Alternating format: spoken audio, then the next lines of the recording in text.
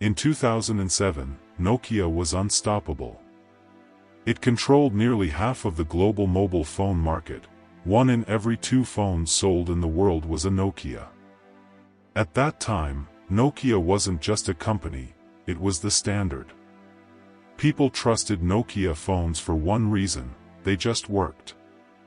Strong batteries, durable design, and simple usability made them the king of mobile devices. But behind that dominance, something dangerous was happening. Nokia believed it had already won. And that belief would cost them everything.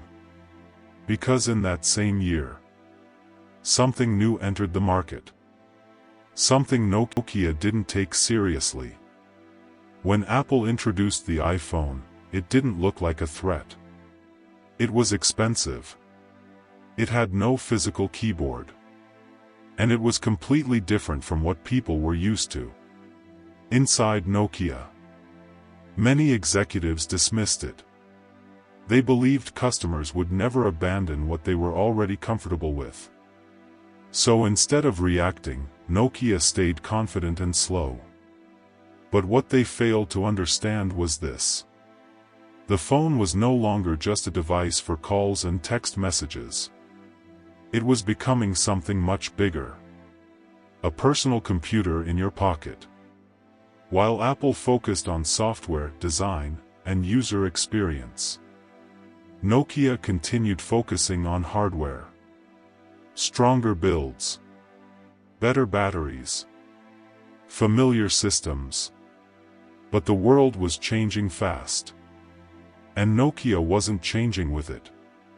Their operating system, Symbian, started to fall behind. It was slow, outdated, and difficult for developers to work with. At the same time, Apple and Android were building something far more powerful. An ecosystem. Apps, games, services, everything connected together in one experience. And this is where Nokia began to lose. Developers stopped building for their platform. Users started noticing the difference. Nokia phones were no longer exciting. They were reliable, but outdated. By the time Nokia realized the shift, they were already behind. In 2010, they made a critical decision. Instead of joining Android, they partnered with Microsoft and bet everything on Windows Phone. It was a risky move. And it didn't pay off. The platform failed to attract developers. Consumers didn't see a reason to switch. And competitors kept moving forward. Faster. Smarter. More connected. Year by year, Nokia's market share collapsed. From dominating the world to struggling to stay relevant. And then, in 2014, it happened. Nokia sold its mobile phone business to Microsoft.